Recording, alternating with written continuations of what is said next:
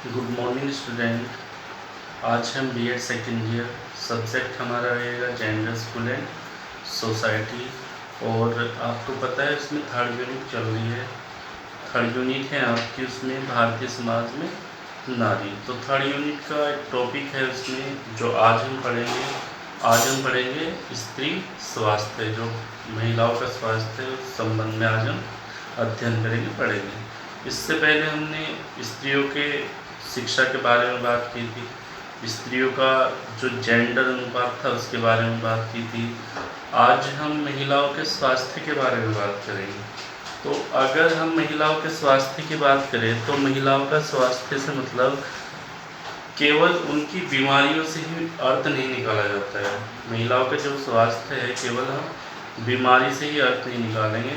महिलाओं का शारीरिक रूप से स्वस्थ होना, ठीक है, महिलाओं का मानसिक रूप से स्वस्थ होना और महिलाओं का सामाजिक रूप से स्वस्थ होना। यदि महिलाएं शारीरिक रूप से स्वस्थ होंगी, मानसिक रूप से स्वस्थ होंगी और सामाजिक समृद्धि उन्हें मिलेगी, सामाजिक रूप से स्वस्थ होंगी, तो वो प्रत्येक दिशा में अपने आप को अग्रसर कर सकती है, आगे बढ़ सकती है।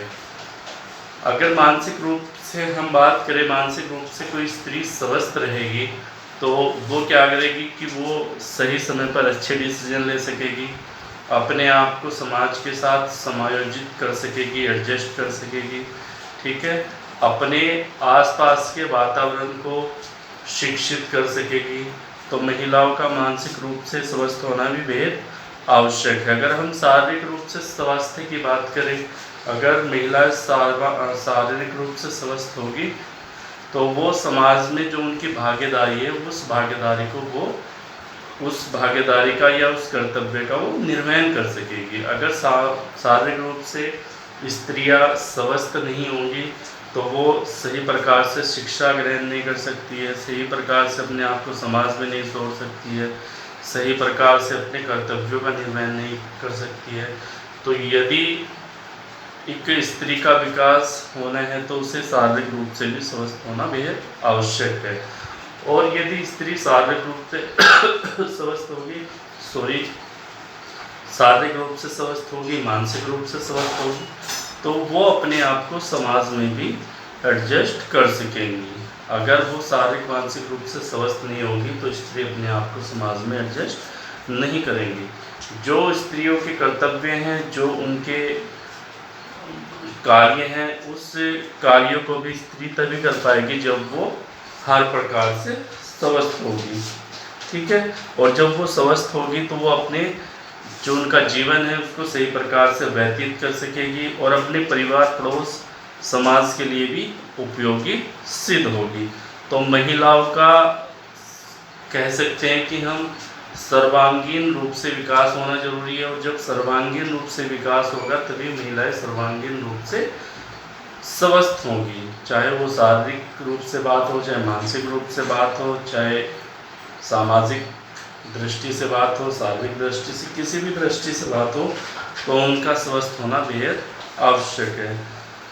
भारत में अगर हम महिलाओं के स्वास्थ्य की बात करें, यहाँ महिलाओं के स्वास्थ्य की क्या स्थिति है, तो हमारे देश की जनसंख्या का अधिकांश भाग कुपोषण का शिकार है। अगर हम अपने देश की बात करें तो हमारे देश की जनसंख्या का अधिकांश भाग कुपोषण का शिकार है, और यही कारण है कि देश की लगभग 50% लड़कियां व 20% लड़के 1 से 5 वर्ष की आयु में ही कुपोषण का शिकार हो जाते हैं। अगर हम भारत की बात करें तो यहाँ पर अधिकांशतः जो बच्चे होते हैं, लड़कियां होती हैं, लड़के होते हैं, वो कुपोषण का शिकार है, और 50% लड़कियां व 20% लड़के 1 से 5 वर्ष की आयु में ही कुपोषण का शिकार हो जाते हैं।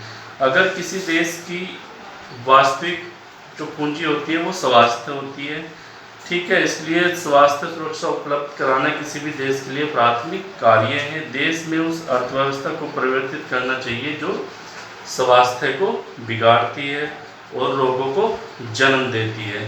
साथ ही अज्ञानता, गरीबी और बेरोजगारी को भी समाप्त करना चाहिए। तो अगर हम महिलाओं की बात करें तो महिलाएं मानसिक रूप से भी स्वस्थ होनी चाहिए, शारीरिक रूप से भी स्वस्थ होनी चाहिए और सामाजिक जो कर्तव्य होते हैं सामाजिक रूप से भी स्त्रियां स्वस्थ होनी चाहिए, तभी स्त्रियों का सर्वांगीण विकास किया जा सकता है और तभी स्त्रियां अपने